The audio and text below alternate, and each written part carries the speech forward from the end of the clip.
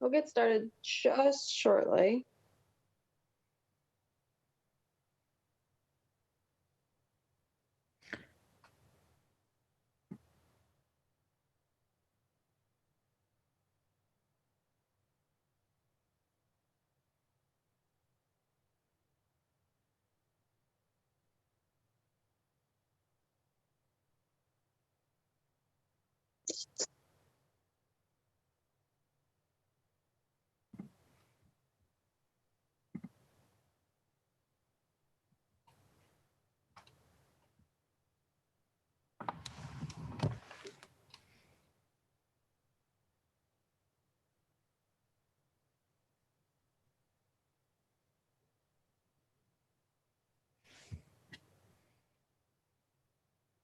Counselor I think Counselor Baker's in the waiting room, Yep. and I know we're still waiting on, I think, my co-sponsor and a couple of admin panelists. Hi, everyone. Hi, Frank. Hey, Frank. Sorry, I'm on my pad today if I'm limited in what I'm doing, but I'm here. That's all that matters. Yeah, we see you and we hear you, so there's not much else you can ask for in the age of Zoom. As long as I'm seen and heard.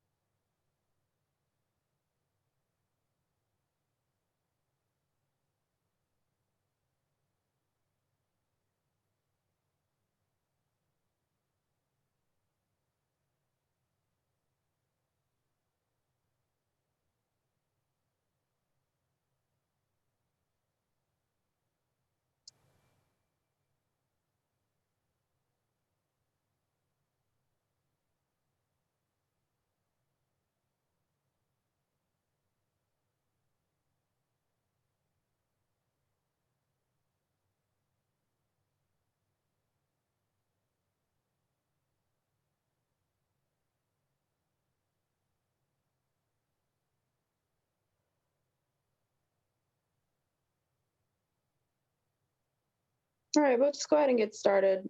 As my colleagues join, I'll just acknowledge them. So, okay, good afternoon, everyone. I'm City Councilor Lydia Edwards, Chair of the Committee on Government Operations. It is Monday, February 8th, 2021, and we're here today for a virtual hearing on Docket 0296, petition for a special law regarding an act relative to the Boston Landmarks Commission. The matter was sponsored by Councilors Kenzie Bach and Councilor Liz Braden and was referred to the committee on February 3rd. In accordance with Governor Baker's March 12th, 2020 executive order, we're having this hearing via Zoom. This helps us to do our jobs, but also balance the public safety. It will be rebroadcasted at a later date on Xfinity 8, RCN 82, Verizon 964. For public testimony, written comments may be sent to the committee email at ccc.go@boston.gov and will be made a part of the record and available to all counselors. Just a quick summary. This is a home rule petition, which means after we pass it at this body, it will need to be signed by the mayor and then ultimately go to the state house to be signed, to pass both houses and be signed by the governor. This will amend Section 2 of Chapter 772 of the Acts of 1975, as most recently amended by Section 11 of Chapter 373 of the Acts of 2018 by changing the definition of the term landmark. The change will allow for local resources that have historical significance in the community to be designated as landmarks. Participating today are Carl Spector, the Environment Commissioner, Roseanne Foley, Executive Director of the Landmarks Commission, Lynn Smilage, thumbs up if I get Smilage. Chair of the Landmarks, Craig Galler, I'm hoping I got that right, from the Executive Director of Boston Preservation Alliance, and Allison Frazee, possibly, Assistant Director of the Boston Preservation Alliance. The committee has also received numerous emails supporting the home rule petition, and I wanted to acknowledge that for those who will not be participating today, we did receive your emails, we did receive your phone calls. Thank you very much for letting us know your opinion. And again, as stated, it has been overwhelmingly positive and supportive. I'm going to turn it over to the lead sponsors, Councillor Bach, and then Councillor Bader when she comes in. But for now, just want to list who's in order of arrival, who is also participating with us here. Along with Councillor Bach and Councillor Braden, there's Councillor Flynn and Councillor Baker. I believe as other councillors come in, I will announce them, and then we'll go through the order of questions and whatnot. We'll very likely have all of our guest speakers speak at once after we do introductory remarks. Therefore, we can kind of get the entire, conversation going. And then we'll have councillors go through with any questions they may have for the lead sponsors or for any of our guests today. And then we're going to go to public testimony and make sure that we can get as many people testifying as possible. We do have people signed up. So ideally, we're going to try our best to make sure they get to speak as soon as possible. So I'll turn it over to Councillor Bach, and then if Councillor Braden comes in, we'll turn it to her, and then we'll go to Councillor Flynn and Councillor Baker. Great. Thank you so much, Madam Chair. And thank you to all the panelists and fellow councillors, members of the public for being here today. So this proposed home rule petition emerged from a lot of conversations that I've had over the past year and before with preservation advocates, broadly construed, meaning people, across our neighborhoods who are looking to preserve some of Boston's history. And in talking to people about the tools that we have and the ways in which they work and don't work, one of the things that came up was that when we passed the legislation at the state level to create the Boston Landmarks Commission back in 1975, it was actually quite a cutting edge thing and really set a precedent that other cities around the country followed. But since then, in certain respects, we've been lapped. And one of them is that our definition of the landmark in the Landmarks Commission enabling legislation says that a landmark has to be of significance to the city and Commonwealth, which basically means it has to be of significance to the Commonwealth or the nation. And really since that legislation was written, there are lots of places that have experimented and I think done so really successfully with making local landmarks also possible, places that are of significance to the city. And in Boston, we're now less than a decade out from our 400th anniversary of Boston's founding in 2030. And I think that this really should be a decade where we think about how to preserve our city's history. And I also think that, and this is something that I think about a lot as a historian before I was a counselor, is just about the importance of our regulations and our kind of government attitudes about historic preservation catching up to the historical field. And one of the things the historical field's gotten a lot better at since 1975 is acknowledging the richness and diversity of history. The whole field of immigrant history has really flourished. focus on African American stories, Native American histories. It's just like both who's being focused on and the tools that are being used to tell that wider array of stories has really, really evolved in, I think, really important ways for recognizing all types of Bostonians. And I think that the standard of significance to the Commonwealth or nation has tended to be interpreted in ways that have privileged buildings of significance to a certain kind of white narrative about the history of Boston. And I think that that's something that we should find ways to undo. And I think that every community in the city has places of a lot of importance to the community in the city. And as we try to tell that story of Boston more fully in the coming decade, I think that this change can be a piece of that. So, it's not something that's going to automatically landmark. I think that's one thing we should just get out, on the table here. There's the whole legislation still sets up a process for people to go through to pursue a landmark. It doesn't kind of just take every old building and make it landmarked or something. I know there's some concern about that. It's more just a question of, if you've got a building that's of real importance to the city, can you go through this process to get it landmarked? And right now, you're getting cut off at the pass. So I think I would love for this to be something that we could move through the Boston City Council and send up to the State House. As Councilor Edwards said, it would need consideration there and the signature of the governor.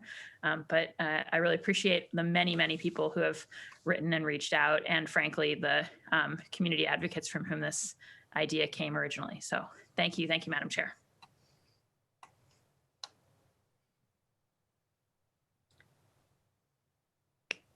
Thank you, Councilor Braden. Thank you, Madam Chair. I want to thank Councillor Bach for allowing me to co-sponsor this this hearing order, this home rule. What is it? I feel strongly about this this issue. I've been one of the first organizations I joined when I came to this neighborhood was the Historical Society, because it was a way to understand the neighborhood and the history of the neighborhood and the people who have lived here over hundreds of years. And I feel that this initiative is an important thing to try and protect some of our buildings and places even in our neighborhoods that are very significant to the history of the local population and the communities who've lived here, not only now, but in the past. And I think it's very worthy of pursuing, and I hope that we can successfully navigate it through and up to the city, up to the State House for approval. Thank you. Councillor Flynn.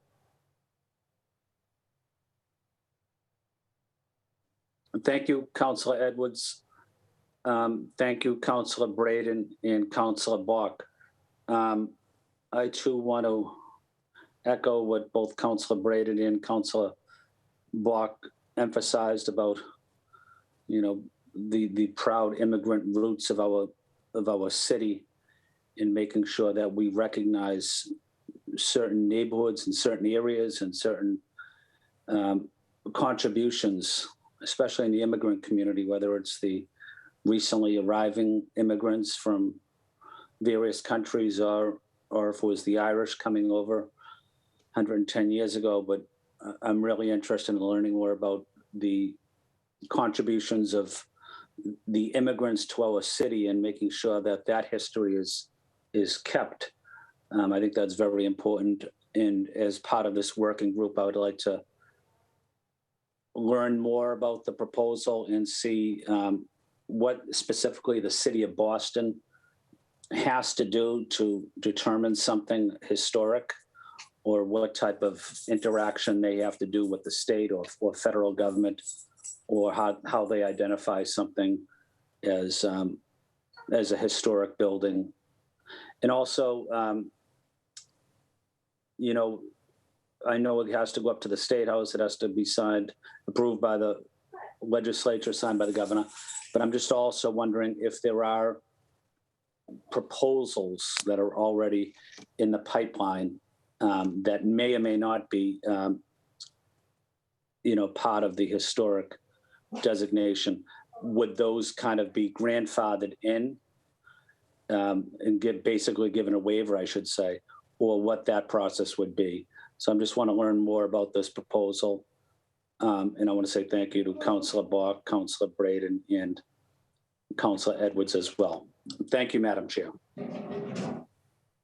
Councilor Baker. Thank you, Madam Chair. I just want to thank the two lead sponsors on this important issue here. So for my clarification, again, I'm here to listen and learn to see what it is that we're trying to do. So we're looking to have the city of Boston be able to stand alone when they make a landmark decision. And that's what the section 2, the change in section 2 is going to do. I know it's a statement, but Kenzie, can you answer that? Madam Chair? Do you mind if I just do my quick statement, and then we're going to go Sure. allow everybody, and just real quick, that's all. Yeah. I don't think any other counselors have joined. Councilor Flaherty's on.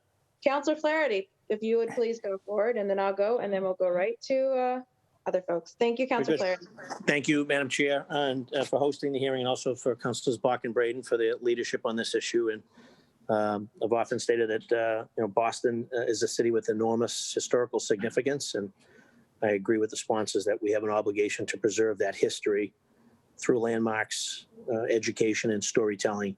There have been there's been a lot of development across the city, and many of our neighborhoods look differently now than they did just 5 years ago. And oftentimes we hear from constituents who want to landmark a specific site that has historical significance around the same time that it's undergoing Article 85 demolition delay review and going to be significantly altered or demolished. So it's certainly important that as a city we are able to exercise local authority over landmarks to preserve our rich local history. And it's also important that the process of our Landmarks Commission has in place, allows for them to do a thorough vetting, and it's not used as a tool to slow down renovations or developments or bring developments to a grinding halt. So I'm looking forward to hearing more about this petition and how the petition will enable us to do just that, and to generally learn more about the landmarks process. So thank you again to the sponsors, and thank you, Madam Chair. Thank you. And just very briefly, I also thank the sponsors and my colleagues for being here today.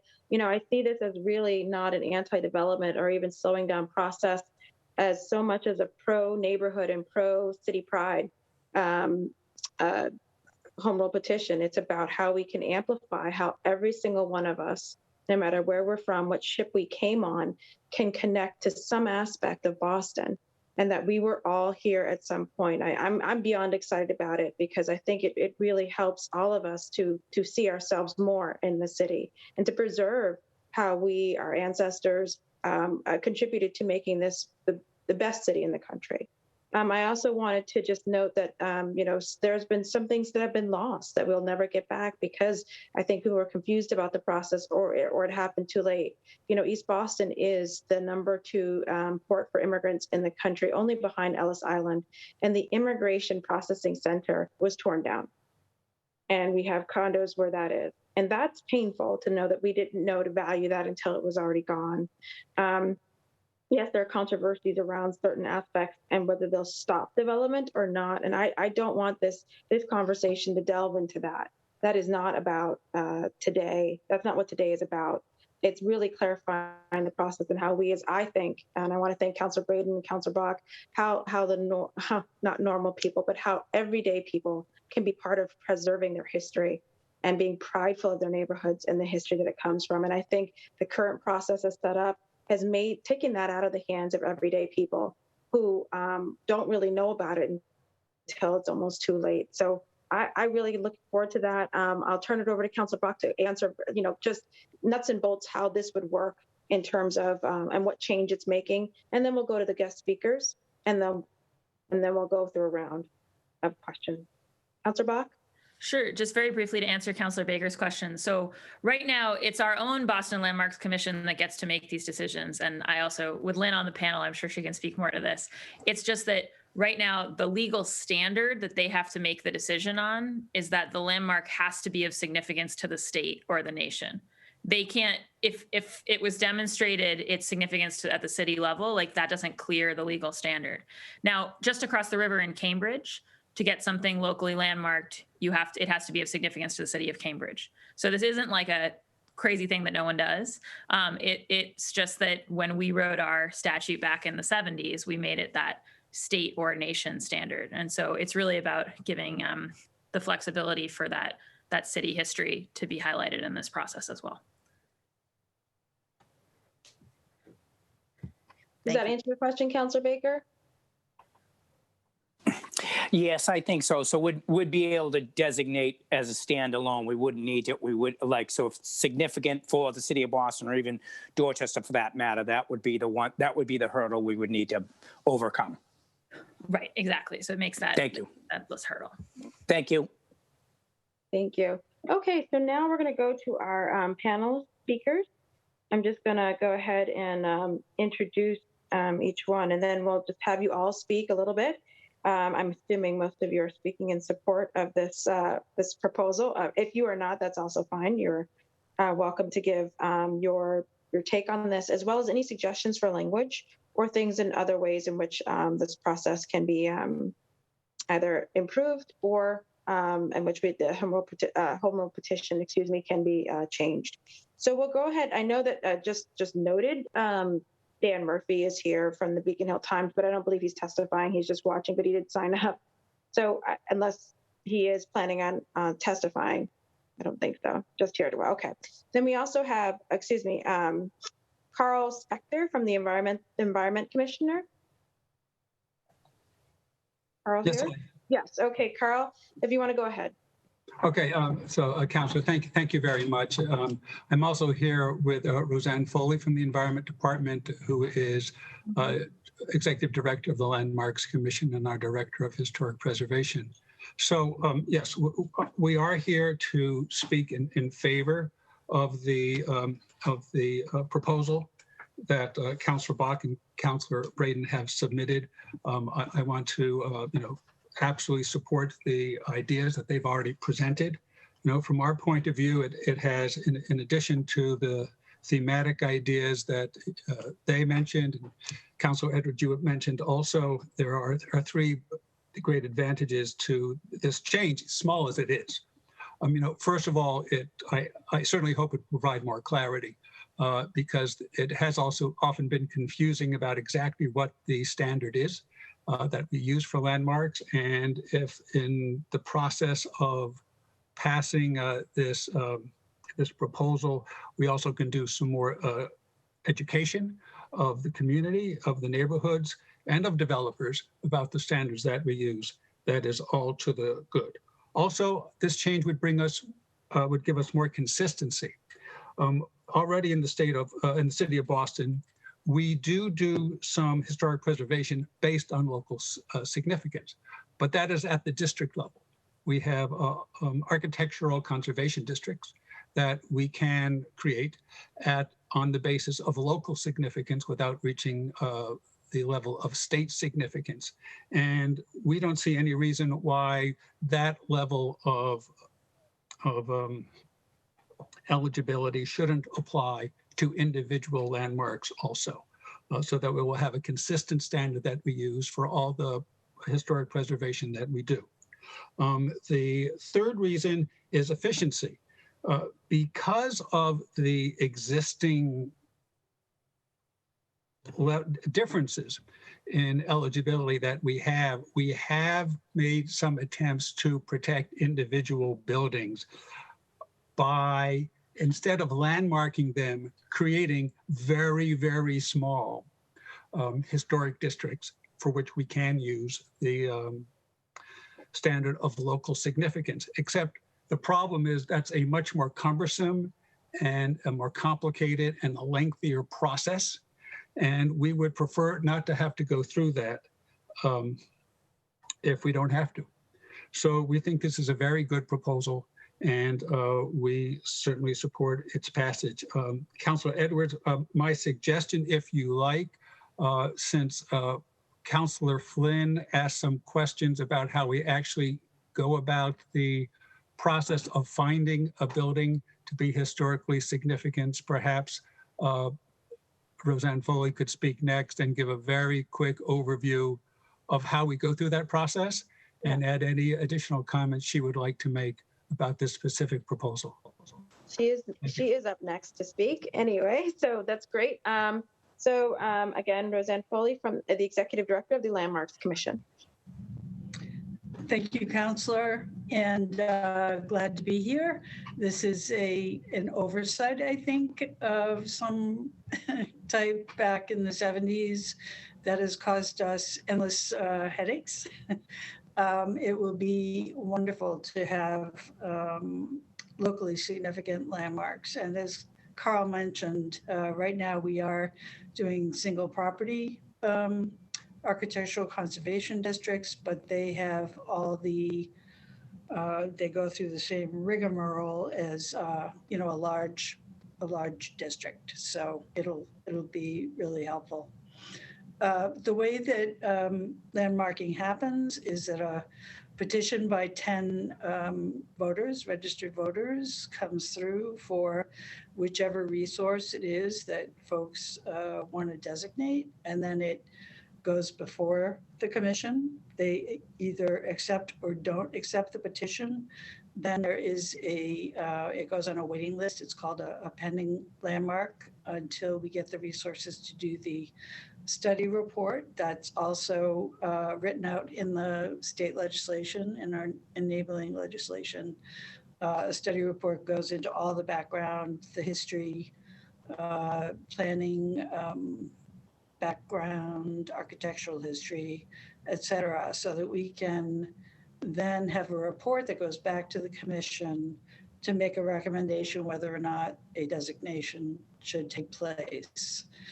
The public is involved in the study report process. It is posted, it is made available for input, and the voting, once it takes place, hopefully in the affirmative, would go to the mayor and then the city council, and then finally is registered at the registry of deeds. So it's not a matter of waving any kind of magic wand and having something happen immediately. It is definitely a public process, and you know, we pride ourselves on being transparent as possible, and this will really go a long way in helping to address some of the inequities of what's historic where, because we know there's plenty of history in all the neighborhoods in Boston. Thank you. Thank you. Lynn Milledge, Chair of the Landmarks Commission. Thank you so much, Councilors Bach and Braden, for bringing forward this really important issue. I've been privileged to sit on the Landmarks Commission for 12 years, 11 of those as chair, and also on the 4 Point Channel Local Historic District Commission and the study committee for the prospective Highland Park Conservation District in Roxbury. So the Boston Landmarks Commission has only three preservation tools that we can use to protect our built heritage. And of those three, two of them really don't work too well. We really need good tools now, especially today in light of the record-breaking number of buildings that are being demolished across the city. Many of these buildings are lost to the great dismay of their neighborhoods. The numbers are particularly high in Roxbury, East Boston, and Dorchester. So I'll just briefly mention the three tools. I know we're talking about landmarking today. The first one, Carl mentioned the local historic districts like the South End District, Back Bay, Beacon Hill, 4 Point Channel. They work very nicely in protecting the buildings in those districts. However, they take years to put in place. It's a very lengthy, complicated process. Article 85, demolition delay, is our second tool, with which most of you, I think, are probably familiar. And I think there's pretty general agreement that it doesn't work at all, largely a waste of time and effort. The third tool is landmarking. And landmarking is tricky because we can only landmark a handful of buildings. In fact, right now, there are about 110 buildings landmarked in Boston. The vast majority of buildings in Boston aren't eligible today to be a Boston landmark, and that's what this will fix. that pesky word and the lack of a comma in the legislation forces us to only consider buildings eligible for landmarking that are important beyond Boston. And we believe that a building needs to be important to Bostonians to be a Boston landmark, not to the state or the region or the nation. So this ambiguous language has been a problem for a while, since 1975, in fact. These handcuffs have made it nearly impossible to achieve equity across the city, which has already been noted. A diversity of worthy buildings that are meaningful to their neighborhoods just can't meet the bar of significant beyond Boston. So I urge City Council to adopt this, what I believe is a long overdue change. I think it will benefit everyone in the city. We're a city of diverse neighborhoods, and each neighborhood is defined by its respective history. So thank you. Thank you. Then we have up next Greg Kelleher, Executive Director, Boston Preservation Alliance. Good afternoon, and I'll be speaking on behalf of the Alliance, even though you mentioned Allison Frazee on our staff. She's not going to be speaking this afternoon. We are an advocacy organization representing 40 other nonprofits, over 100 businesses and residents throughout the city. And there's a great concern that Boston is losing its uniqueness and that neighborhoods are being homogenized, that we're losing the places residents consider important to their self-definition. And I thank you, councilors, in particular, Bach and Braden, for sponsoring, and Chair Edwards for taking action on this item. We're very much in support. We've long flagged as problematic the way that we protect our historic resources that play such a critical role, not only in the economy of the city, but in the social health of Boston residents. Every Boston resident should be able to see themselves in our city's past as it's reflected in our physical landscape. Everyone has the right to be empowered by knowing that people like them have played a significant role throughout Boston's history. They shouldn't just be a privilege of a select few. It's an equity and an honesty issue about our history that needs correction, as others have mentioned. This change is an important step. And as you've already heard from others, the legislation that allows the designation of Boston landmarks really makes no sense. Places that are significant to Boston should be able to become Boston landmarks. That would be logical. I'm in regular dialogue with peers across the nation working in historic preservation. And when I've mentioned in the past this odd Boston restriction on landmarking protection, I'm also often asked if I'm kidding. Like, really? Are you serious? Because this isn't how most cities operate. Just this morning, I emailed colleagues across the country to get confirmation that local significance is sufficient for them. So far, I've confirmed this case in a number of cities, and I'll list them: Washington, D.C., Los Angeles, Milwaukee, San Antonio, Fort Worth, Dallas, Houston, Providence, Baltimore, Denver, Chicago, Cleveland, New Orleans, Philadelphia, and New York City. And the list will grow as I get more responses. This is not a radical idea. It's common. Around Massachusetts, for historic districts or single building protection, most communities use the state legislation. They don't have home rule petitions like Boston does. And in that case, there is no requirement for state or national significance.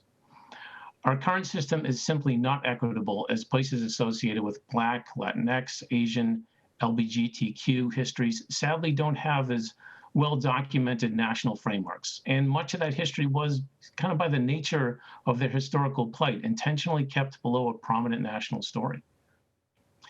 And as an important reminder, just because something is landmarked, it doesn't mean places are frozen in time, never to be changed. The preservation community supports the evolution of the city. We just ask that it be well considered, and that changes to properties considered by Bostonians to be particularly important receive extra scrutiny and review. Now, I know I shouldn't spend any more time. I just wanted to give a couple of specific examples where this change would have been beneficial. The Westgate building at 541 Commonwealth Avenue in Kenmore Square was considered sort of a gateway historic building into the city. We lost that last year, but maybe it could have been saved, but its significance was only local. The Iblana Brewery on Heath Street, which you can see behind me in Mission Hill, its derelict and an opportunity for redevelopment and preservation is being missed, and it would definitely benefit from landmark protection. Residents are desperate to save their history, and I urge you to make that change to put Boston's process on par with the rest of the nation. Thank you. Thank you so very much. So we're going to go, actually, because the fact that we have some people signed up for public testimony, and we're at 4:36. They've been waiting. If it's okay with the lead sponsor, I'm going to go, it's not that many people. They've signed up to go ahead and let the public speak a little bit, trying to put them a little bit towards the front, and then we can go through a round with the counselors. Okay. So up first, we have Lori Thomas. We also have Holly Grooves and Stan Everett. I'm just going to give federal staff a little bit of time to pull them out of the waiting room and into the Zoom. So it's Lori Thomas, Holly Grooves, and Stan Everett. You want to raise your hands if you're here so we can go ahead, and it's easier to find you on the Zoom.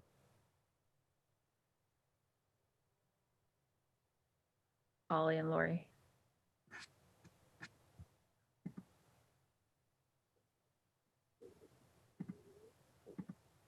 I have a Holly Berry. Is that the same as Holly Grooves? Don't know. We'll see. So we'll go ahead and start. I don't know if Lauren Thomas is here.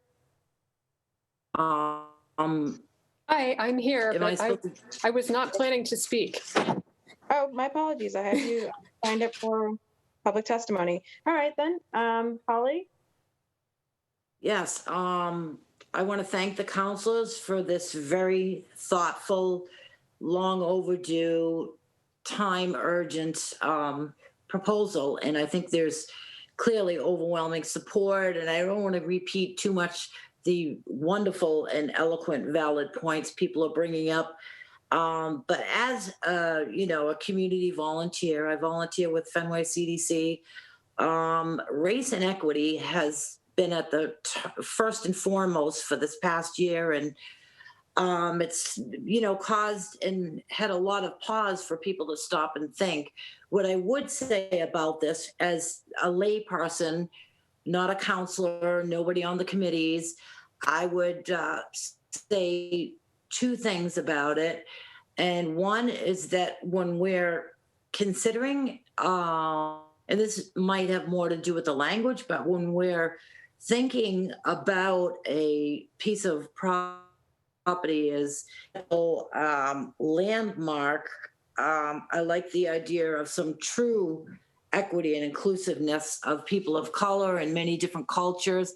And I would say that I guess the point I'm trying to make is that the whole process should be available in multi-language.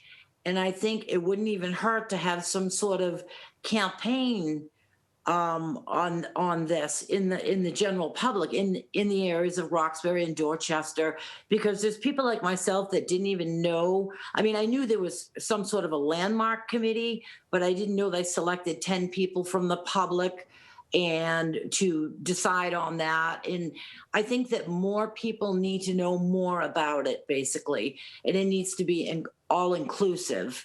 And as a community member, I'm so pleased to see this proposal, and I really do hope that everything is transparent.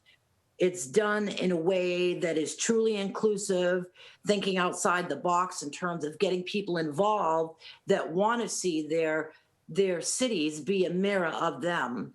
So inclusive true equity means notifying and including everybody in those communities. And I hope that the paperwork and the process of going through and trying to get one site for a landmark is not so difficult that it excludes people. And that's people of different cultures, language, and colors. And I thank you. And I'm in full support of this. Thank you very much. Thank you very much. I just wanted to go, I think I looked for Stan Everett. I did not see him. He may be the phone number. I've also looked for a Daniel Coolwich. I did not see him. Or is Daniel here? No, I didn't see him. I also was looking for, I think up next is a Gilberte Fursten. All right, and I do know I just promoted Andrew. I do see him in the You do. Okay. attendees list. Okay. Yeah.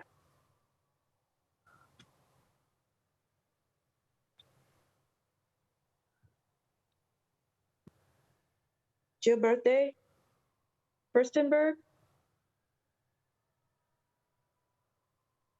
for public testimony.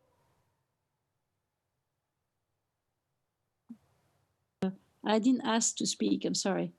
Okay. I didn't plan it. I was just Down. listening. Thank you. Andrew Silver. I know we promoted him. Andrew Silver for public testimony. No, I totally support what everybody said. Thank you very much. Excellent. Douglas Kelleher.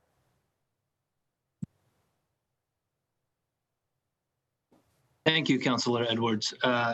My name is Douglas Kelleher. I'm a principal at Epsilon Associates, and I work with the Landmarks Commission staff and the folks at the Boston Preservation Alliance on a fairly regular basis. So we're very familiar with the Article 85 process, the local district review process, as well as the current landmarking process. Just curious to know if there's been given any thought to how the transitioning of the new policy would take place, or if that would be part of a future discussion. I can turn that over to Councilor Bach if she wanted to answer that very briefly. With the amendment, would there be any change in the policy or the process, excuse me? So the amendment itself obviously doesn't change anything about the process. It just changes the standard. I think that Councilor Flynn had also raised the question of like, would there be a transition period in the Landmark Commission's implementation of this?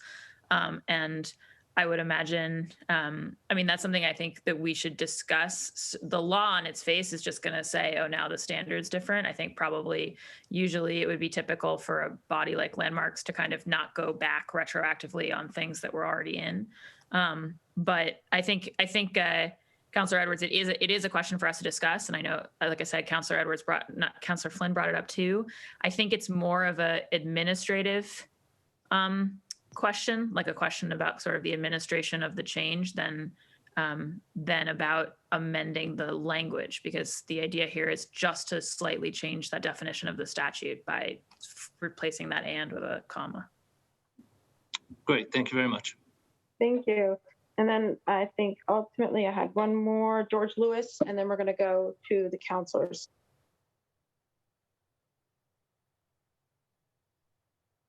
George Lewis.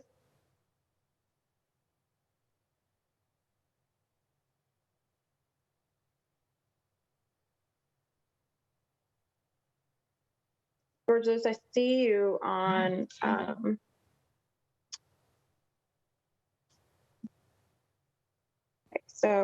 well, we're going to stop right now. And I just kind of cleared out the list of folks who got in contact with us before. We will come back to public testimony, and we're going to go to kind of a round of counselor questions, and then we'll pick up a public testimony shortly thereafter. So first, we'll just, I don't know, Councilor Bach, if you had any questions or thoughts, or go ahead, please sponsor.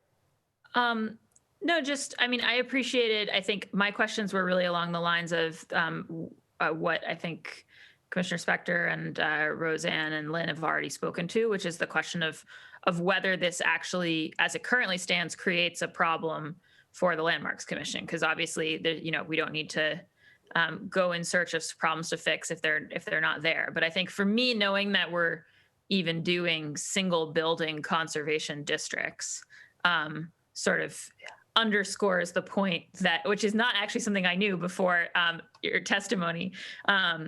It underscores the point of why this makes sense, because at the point at which you're doing a single building conservation district, you're using one tool because the other isn't suiting the purpose. So that really answered that question for me. And I think otherwise, Madam Chair, I'll yield to others, and I'm happy to also take questions from others if they have them for the author. Thank you. Councilor Flynn. Thank you. Thank you, Councilor Edwards. I have one question and one comment. I'll I'll start with my question first. I'm wondering if this passes, does the Landmark Commission, as we go into the budget season now with the city council, with the mayor, but if this passes, do you need any additional funding in your budget to make these changes? And if so, do you think you would need to hire, another person, or are you able to do it without additional funding? If I may, so thank you, Councillor Flynn. So it's hard to tell, that Roseanne is in particular is often in conversation with members of the community who are looking into the possibility of landmarking.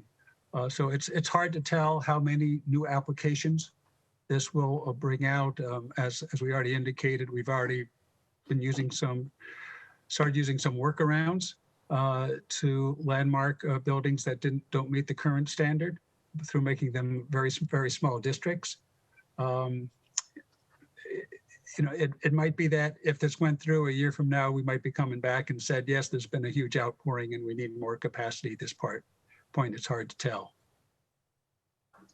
Okay, no, I appreciate that. I think it's an important discussion for us to have, especially at the budget, at budget time. We want to make sure that you have the right resources and tools to do your job. So that was the reason I was asking, but thank you, Carl. And my final question. Before you go on, Councillor Flynn, Greg wanted to also answer. Okay. Yes, thank you, councilors. As someone outside the city who maybe is a little bit more liberated to speak openly, I spoke at budget hearings last year that, our opinion is very clear that the Landmarks Commission is already woefully inadequately funded and staffed to do their existing work. I don't think this inherently makes that more of a problem, as Carl noted, in some weird tweaks because of the workarounds this make things more efficient. But we will certainly be advocating as budget season ramps up for more resources for the Landmarks Commission, because I think that's just a problem anyway. I don't think this causes that problem. Thank you. Well, back to you, Councillor Flynn. Okay, no, thank you, Greg. I'm glad you brought that up, because I think we probably have to advocate as a city council for additional funding. I don't want to see something implemented where we don't provide the necessary resources, where city employees can't do their job effectively, or we're just piling on more work for our dedicated city employees. We need to make sure that they have the funding to do their job. So that's an important aspect of it. So thank you. And then my final point is to Holly. Appreciate your comments, Holly. And I agree with you on the making sure that when this takes place, or the changes that do take place, that we're able to communicate with residents in languages other than English, whether it's Cantonese or Mandarin or Spanish. I have a large Cantonese speaking community that I represent. And it's critical that language access is part of that discussion, engagement. And I'm glad you highlighted that, Holly, because that's an important part of it. And I think as we go into the budget season, we have to look at language and communication access, which is part of the City of Boston department. We need to make sure that they're fully funded as well, to make sure that our immigrant neighbors also are able to engage in all kinds of basic city services. So thank you, Holly, for bringing that up. Can I just add one comment? Very quickly. I will not take... Holly, I'm really going to try and move through the councillor questions. We'll come back to public testimony. I'm sorry. Okay. Yep. Councillor Baker. Thank you, Madam Chair. I just have a couple questions, and if we're not able, it's probably for you, Carl, or for you, Roseanne, and if we're not able to answer them through the chair, if you can send them to my email, that would be sufficient. I'd like to know how many parcels or buildings that we have in the process right now throughout the whole city? That would be one, in the process right now. Two, I'd like to know, are there any buildings right now that are being advocated for that would need this type of change? That would be two. I don't know if you can answer any of those now, or should do you want to just send email communication? Councilor Baker, just to confirm your question, you're curious how many buildings are in Article 85 process right now? Well, are looking to be landmarked. Are there any buildings right now that are looking to be landmarked in the city? That's question one. And two would be, are there any buildings or parcels that right now are kind of holding back, where people are talking about it, that are waiting on a designation like this change here? Am I clear? Was I clear there, Madam Chair? Yes. I just want to make sure in case we had to do a follow-up via email, which it might be more. Looks like we might have to do that, and we can get you the numbers of both. Okay. Is that okay, Roseanne? Do you want to do that on email or? Sure, I can do that, Counselor.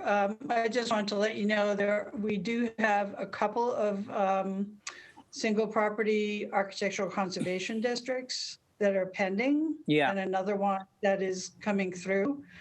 But we definitely have, we can get you the numbers on pending landmarks and, where they are in the process. And also, Roseanne, if there's anything that's being talked about now that would need this change to be able to move forward, are there any sort of applications like that? Okay. Okay. Yeah, I can get that for you. Okay, and then I have a question for Greg. You had mentioned the two buildings, the one, the Gateway, and then the Heath Street Brewery that's behind you. What are the significance of those? And I mean, the building behind you, we should be able to find a developer that will repurpose that and keep that building the way it is. It's a beautiful looking building. So can you talk about those two buildings in particular, and what was the significance within those buildings that they should be designated? Sure. I mean, this building was one of a series of breweries in the neighborhood. There were some innovative technological developments, marketing developments. It was developed by a German immigrant that has a really interesting story, and it was really important in the development of the neighborhood. So that's really the landmark history here. And, you're right that this would be a great building to be developed, and we have a recalcitrant owner who's sitting on it and is kind of doing demolition by neglect. That would be harder to do if it were a landmark. The building in Kenmore Square was an important sort of residence hotel, and I think there were some really interesting local characters important to the development of the neighborhood.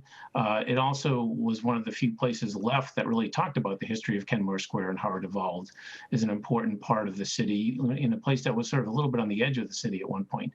So there'd be a case to be made there. At least there would have been an opportunity for a discussion. And I think that's an important part of this change is, when people say, what have we lost because of this? A lot of these aren't even considered because, you have a preliminary conversation and say, oh, it wouldn't make the standard because it's not local or regional. So you don't even have a robust conversation that may or may not lead to landmarking.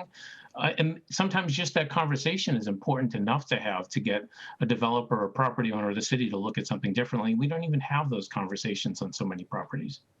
Yeah, that makes sense. Can you talk about the building behind you again? How long has that owner owned that building there?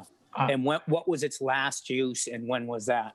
I don't have all the details in front of me. Its last use, I believe, was as part storage for some automobile making parts. Yeah. It's been vacant for a number of years. The current owner, I believe, has held it for 5 to 10 years. I don't have the exact number. And I've heard from a number of counselors and a number of developers who want to do something, and he's just sitting there. We've had a number of conversations with the city, and I'd love for us all to get on the same page and save this building before it's lost, because it's a great opportunity for affordable housing and historic preservation to work together. Yeah, so he's not a long-term owner. It's not like he's owned the building for 30 years or whatever. Not 30. There was another development that went bankrupt about 10, 15. I'd be happy to talk to you further, Counselor, about it. Yeah, okay.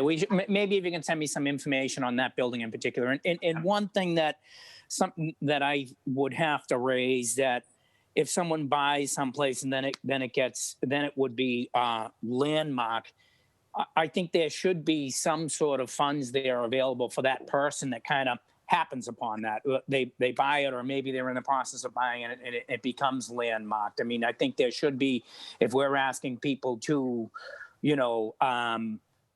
bring something back to its original character, that may be a difference of, a million or a couple $1 million. Is there any money attached to any of this for people that may buy these properties or look to make these properties better? That's just a thought maybe for the group and moving forward. I know there isn't any money available, but it should be something that is attached to it. So those are my comments. Councilor Baker, Yeah. I did want to make the point that when something is landmarked, there's free design services provided by the Landmarks Commission, and that's not minor. No, I know, but Roseanne, if it's free design services to take a single family and turn it into a really nice single family instead of a single family that may go to 3 or 4 units, which the person that's developing that land may need those units. So it might be a little more than just the design services. Thank you. Gotcha. Thank you, everyone. Enjoy. Thank you for the lead sponsors. Counselor, I don't know, Counselor Flaherty still on? Yep. Thank you, Madam Chair. Okay.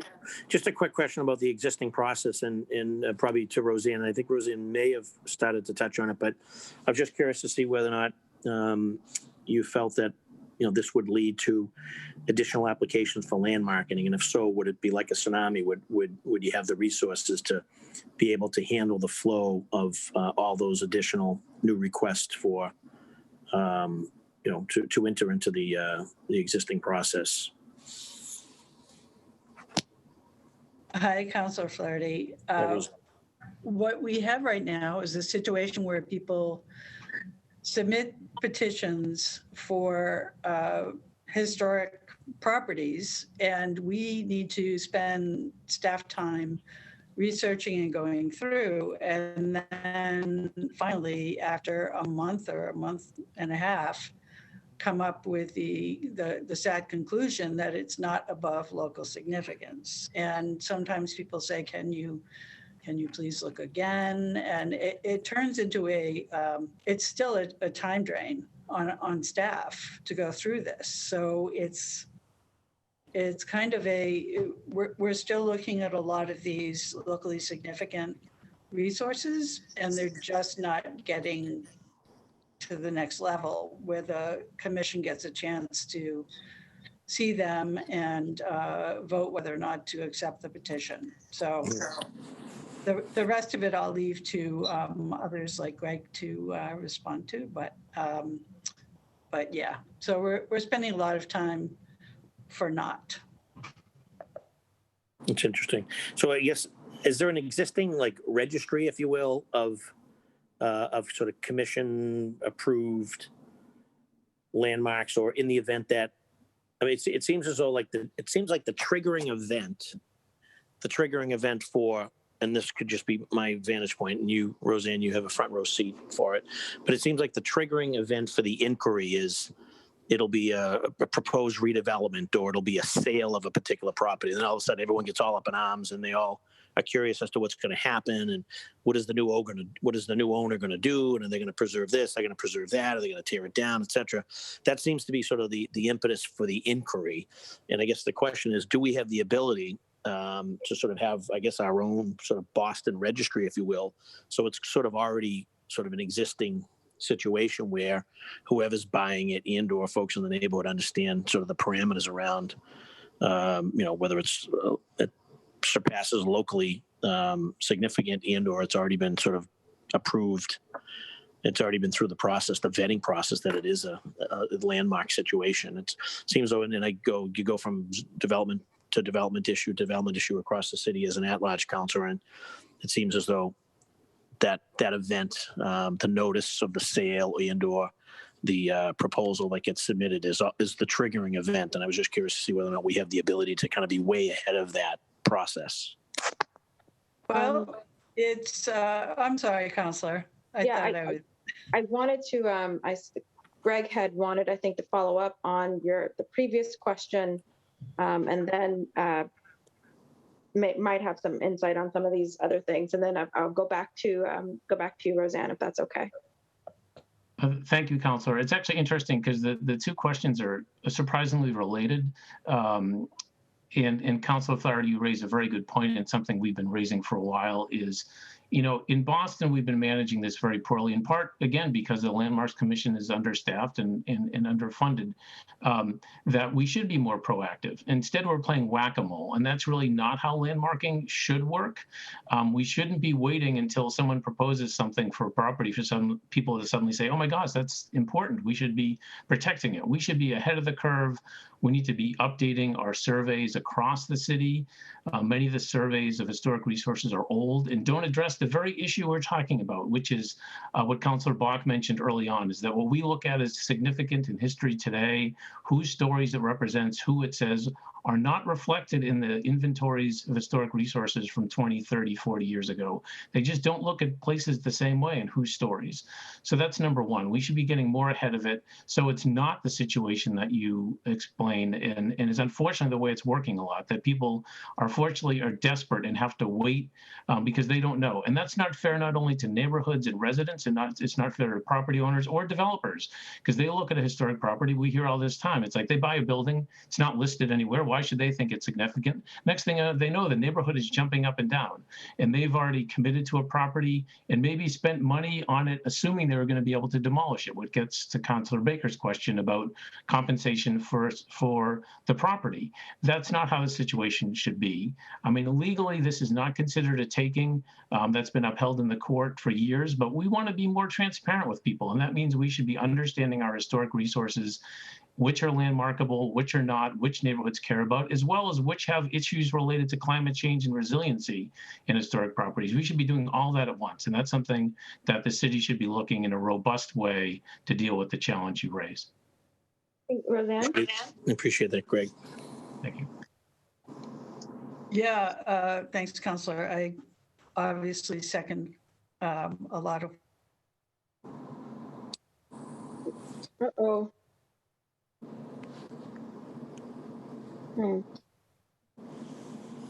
We lost. We may have lost her for a little bit. And then just through the chair, and this is my last point, and it goes to obviously what Roseanne is probably answering, and Greg had mentioned, is that from a credibility. So we got her? Here we go. Yep, go ahead, Roseanne. Sorry. So, yeah, so we don't blindside anyone, and everything is, very clear. If you buy a house, it's historic. If we have a map, all that. So, which is great. Everything is good. The conversation's great. Thanks. So I think obviously the question is how we can work together to make sure that the landmarks is sufficiently funded to allow you folks to do the job that's necessary to identify the appropriate sites and parcels and buildings, et cetera. And then also, and then to Greg's point too, obviously the credibility standpoint is that, the building behind you has been there for years and years and years. And all of a sudden it's now thrust into this situation because of, again, potential sale or what have you. And obviously that version repeats itself across the city. And from a credibility standpoint, very much like when folks feel like the cake is baked with certain development projects, same can be said for folks that are advocating for a building to be landmarked so that they don't get accused of just coming out of the woodwork to stall something or to prevent something or because they don't like the new owner or et cetera. I think making sure that you guys have the resources to, again, be on the front end of this as opposed to sort of playing catch up and being brought in and then having people sort of question the timing of it, et cetera. I think that would go a long way, on the transparency front. But again, when, we as councilors were out there across the city, and there are a lot of folks that, that don't have a lot of faith and confidence, in the development process and or in situations like this. And, by having the lines of communication and the transparency is critical, I think, so that people, so that they believe in the process and they believe in the system and that they don't think that, the fix is in, if you will. So having you guys on the front end of all of that, identifying, the appropriate sites across the city that, obviously have surpassed that that local significance, I think is huge on the whole process. So any way we can be helpful with respect to making sure that you have the appropriate resources, I think that we should be having that conversation as well. So I appreciate Madam Chair, and I appreciate the lead sponsors' attention to this. Thank you. Thank you. And I just want to note the good thing that we have in Councillor Bach is not only is she a leader in this conversation, she's also the chair of Ways and Means. And so she will be talking, I'm sure she'll come back to all of us as colleagues about all these wonderful excitement that we have for increasing budget items. So I just wanted to just note her leadership also when it comes to that conversation. We look forward to hearing from you, Greg, and all the other folks, especially during budget season. I think what I'd love to hear more about is examples of how historic preservation and development work together. You know, this is the conversation that I think I would love to be able to take back to my district. You know, that when people come and to set realistic expectations. You know, if you're coming here as just a whack-a-mole trying to stop any form of development, so okay, it's too big. Okay, fine. Then it's historically preserved. Okay, fine. Then it's in it's by the marsh. Okay, fine. But you know, then that's not what I'm trying to encourage, to give another tool to just come up with something to stop something you don't like. That being said, when there has been the beautiful building, such as the one behind you, and a developer does buy it, are there examples of the marrying of the two? So that's one question I'll put up. The other thing I wanted to note is to answer Councillor Baker's question that he asked about pipelines and projects. I know the Nazaro Center in the North End, which is formerly a bathhouse for immigrants, now is a community center. One of the biggest concerns is as we're creating a larger modern community center someplace else in the North End, what do we do with those buildings, right? So the big push is not to have it become just luxury condos, right?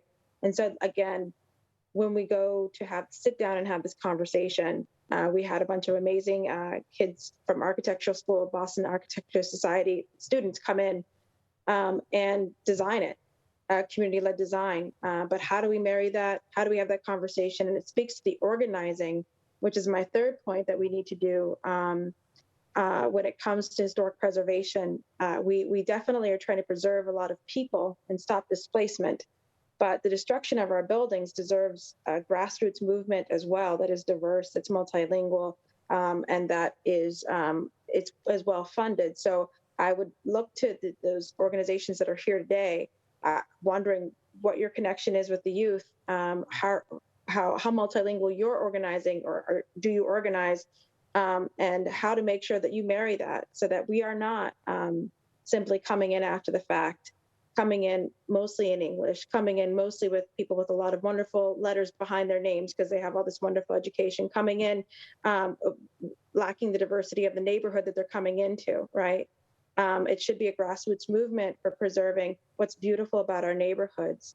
And then finally, in terms of funding, I would love to hear how CPA money, since historic preservation is part of one of the line items that it's allowed to be used for. Again, another example of Councillor Bach's leadership.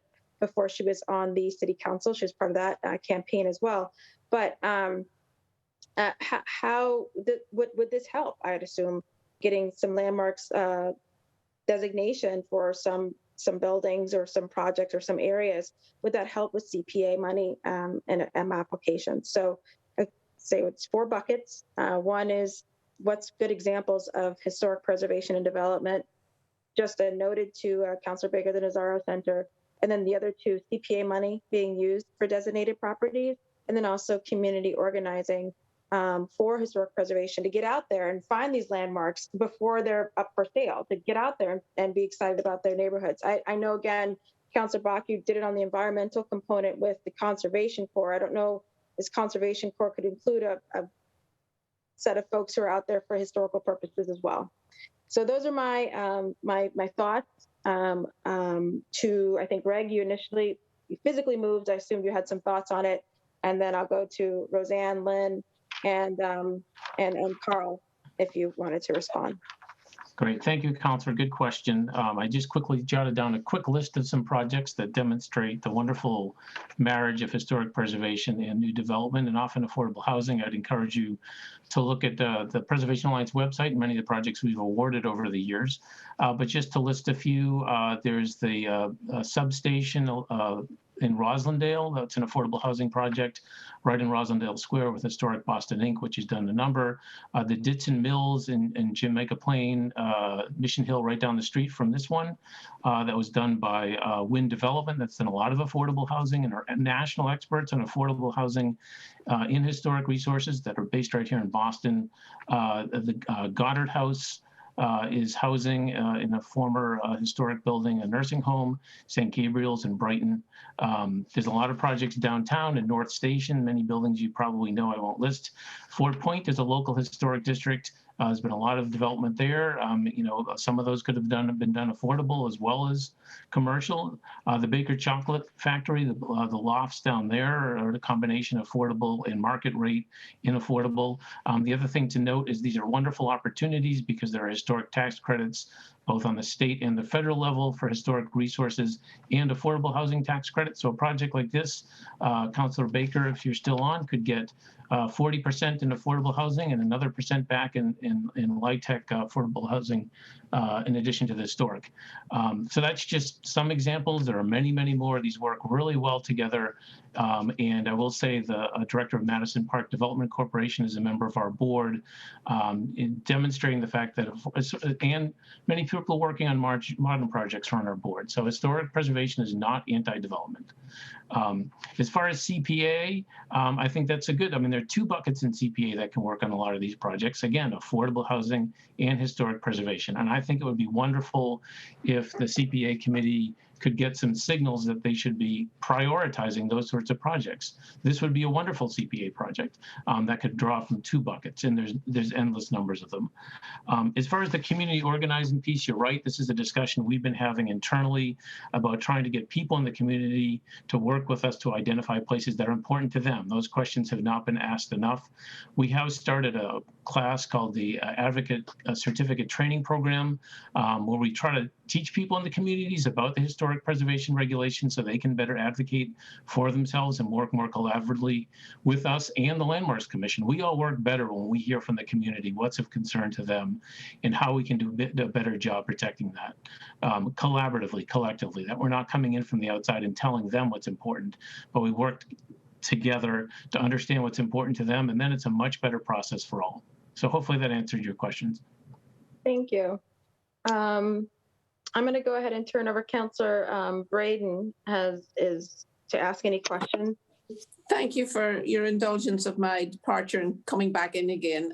One question, and this may have been addressed, and I realize that in terms of the workload for our friends at the Landmarks Commission, that they really could do with some more staff. And I don't know if there is a process of putting that on the agenda for our budget this year, and making sure that while we might be, if we pass this this home rule petition, we may be generating more cases for them to review. And I think it would be unfair to increase the workload without increasing the staff to help deal with it. So I wonder if that may have been discussed in my absence, and if it has, I apologize. I'm very excited about the idea of community organizing around having our communities identify buildings and locations in the neighborhood that have meaning and significance for them from a historical perspective, whether it's from particular ethnic communities or whatever. So I think that's something that certainly from our office we're looking at, to see if we can close the gap between what folks on the ground and the community think about preservation.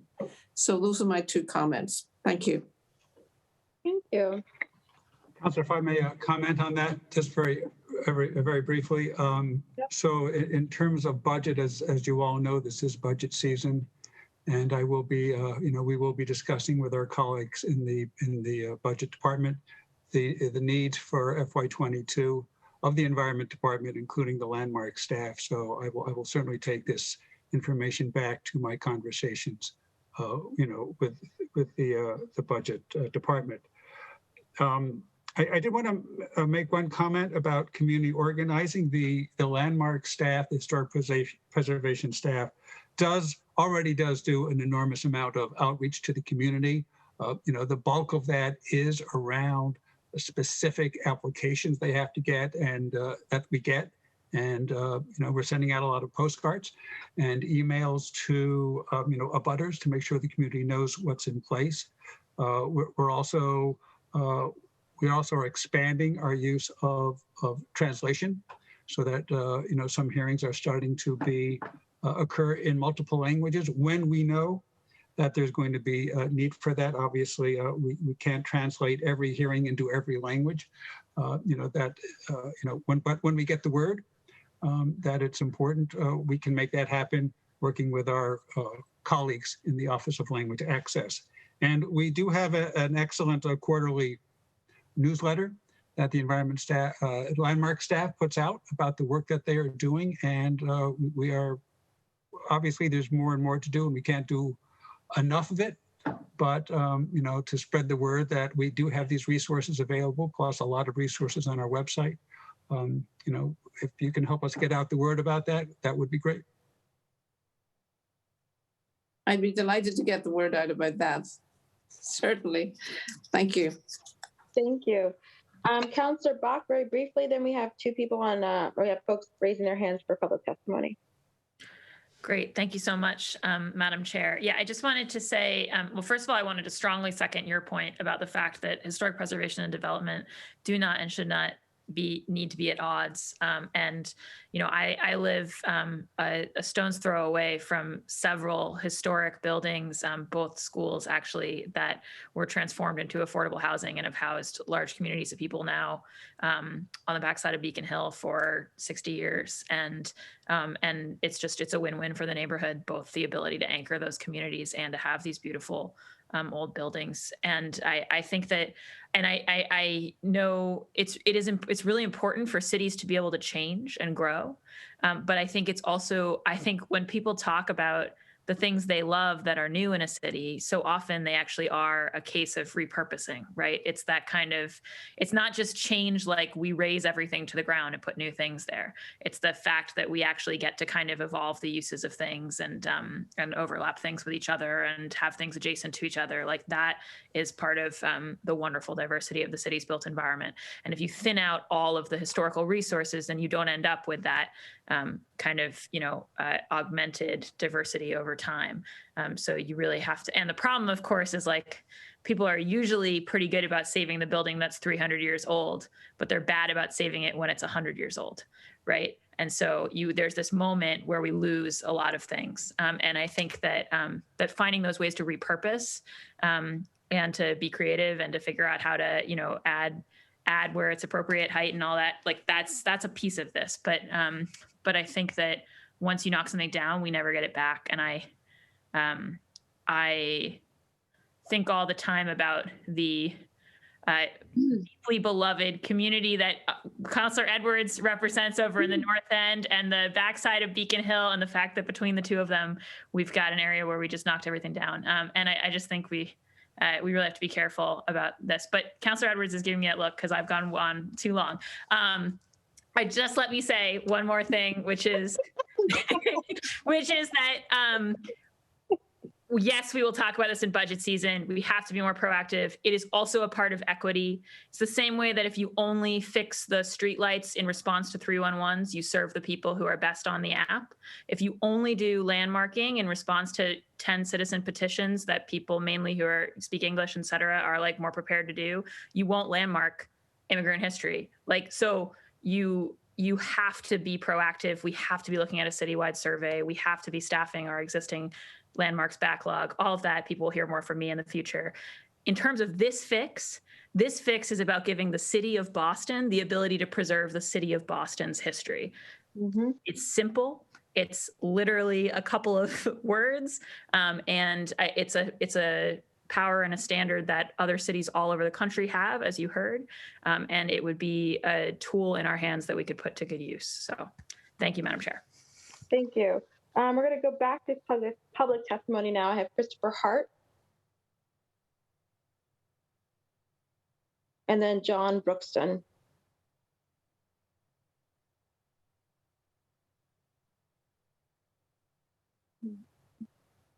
Christopher Hart.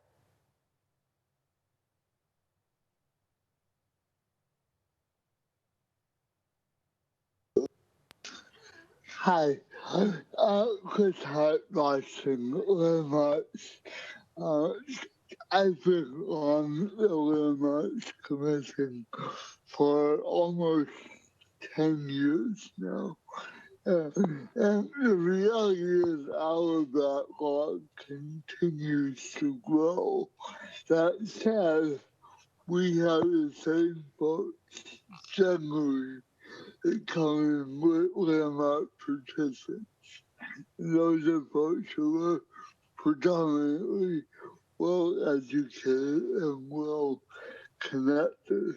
What has been missing for years, and it was something that was recommended to Mayor Walsh in the transition, that whenever a property changes hands or is going through BPDA or DND review, is it a large billboard be put up at that property saying that this property is undergoing review for A, B, C, D, E, F, G, so that everyone who drives by, walks by that property, actually knows what's going on. That's a basic thing that somehow even New York figured out how to do decades ago, and they figured out how to do it in a multilingual manner. So I see this change as a beginning effort to right this ship. The second piece of that is to actually fix the internal process so that DND and ISD and the BLA don't start talking about a particular project before it comes to us. Too often, we are tail wagging the dog, and that's got to get fixed. This does not fix that. That's the next step, along with changing the 90-day demolition delay to a year or 2 years, because it's got to actually have a bite to it. Beyond that, I think we gotta be honest with each other. Every year that goes by, that is another year's worth of buildings that become potentially eligible for landmarking. If we look at the stat size as it exists today, it really has not grown significantly since Roseanne's predecessor.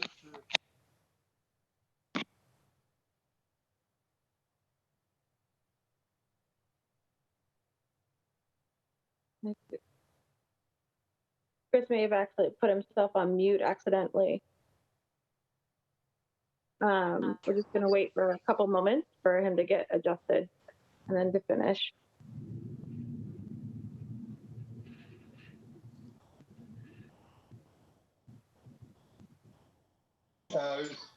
No problem. No, it's not not really progress.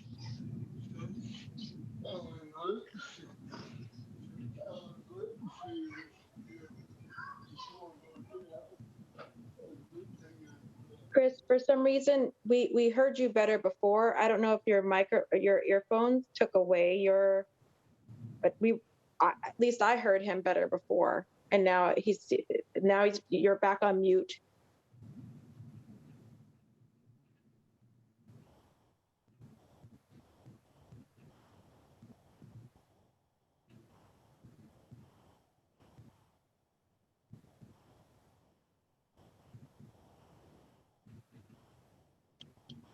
Is that there?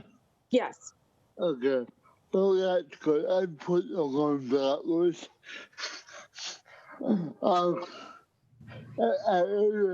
think you hear me loud and clear. This is a multi-step process to getting this ship ready. Finally, I think, thinking about a couple of your country's questions, makes me think, right now, a place like Doughboy Donuts on Dorchester would not qualify, and yet it is integral to Boston's building and trades history as a place that folks got their breakfast at 4 in the morning before they went to work, doing steel, iron, or the big day. So I think we need to really embrace some of these locations which, frankly, may not have the New York Times architectural digest appeal, but are truly the fabric of Boston. So I'll leave it at that. Thank you very much. Thank you. A good reference to Doughboy Donuts and talking about neighborhood significance. So thank you for that. John Brookston? Yes, thank you for taking my comments, and thank you for setting up this hearing in the first place. I have 3 fairly quick comments. One is Mass Ave is a likely target for some taller, intrusive buildings. And one location that really could use a lot of restoration is the corner of Mass Ave and Tremont Street, a beautiful, once beautiful building, which is in such disrepair right now that I don't know if it's redeemable. But if it is, I certainly would hope that somebody takes a look at it and makes it into affordable housing, as was talked about before. Second is that Fenway, where I live on Mass Ave in Fenway, is a largely historic neighborhood. And I certainly would not want to see, as sometimes gets proposed on streets like Burbank and others, a building with glass or something else that ruins the historic nature or is too tall and so on. Third, looking the other direction, this used to be a historic neighborhood because of the Christian Science Church and the beautiful grounds around it and the publishing building and so on, which were our historical landmarks. However, when they sold, or I guess leased for 100 years, the property on Dalton Street to 30 Dalton and 1 Dalton, that completely changes the perspective of what one sees from Fenway when one looks to the east. And I think both of those were mistakes, if you will, done for monetary purposes for the city, but not considering the neighborhood. And there's no affordable housing, of course, in 1 Dalton. They moved that all into the intersection of South End and Roxbury. And, oh, maybe, no, I'm sorry, that was a different one. That was the Petersboro buildings that are going up. And we have to be very careful with those at Kilmarnock and Petersboro to make sure that they don't ruin that section of the Fenway. But affordable housing and renovation of historic buildings would be a terrific way to go. And lastly, although I am not an expert on architecture or historical buildings or construction and costs and so on, we in District 8 elected an unbelievably wonderful and knowledgeable city councilor. Thank you very much, Kenzie. And I trust you to give you my proxy to argue for all the things which you know so much about and are so articulate about. Thank you all. Thank you. So I'm going to just again announce those folks who are on public testimony who may want to testify. If you want to raise your hands right now, that way I know to call on you. Other than that, we're going to conclude. If I don't get any hands raised, I'm going to conclude today's, I think, very efficient and very good hearing on this home rule petition, because I want more than anything to be able to move this along. I didn't hear too many suggestions for any language changes, as it's very slight what we're doing, more like a grammatical change in making sure the city of Boston has a seat at the table. So I don't know. Normally I do a hearing, then a working session where we go into the language, deeper into the language, and then go into then we conclude, or excuse me, then we go to a vote. But again, this is like a common and kind of situation. It's really slight, I think, in the change in language. So I don't know that we will need a full-on working session. I'll check with the sponsors though to make sure of that. To the public, if you have any language suggestions, right, that warrant us going deeper into the conversation, I'd really appreciate that you go ahead and make those suggestions. Christopher, I see you've raised your hand again. I normally reserve this for people who haven't spoken yet. And so other than, unless you have a language suggestion, I'm going to probably conclude this as everyone's spoken at least once who wanted to speak. Okay. All right, then. So to my colleagues, thank you so much. And to the public, thank you so much for participating. Christopher, if you have anything you would like to add, you can certainly send an email. It will go to the chair and to the co-sponsors. Thank you. Thank you, everyone. Thank you. Paul. Thank you, Lynn and Carl and Roseanne. And Greg.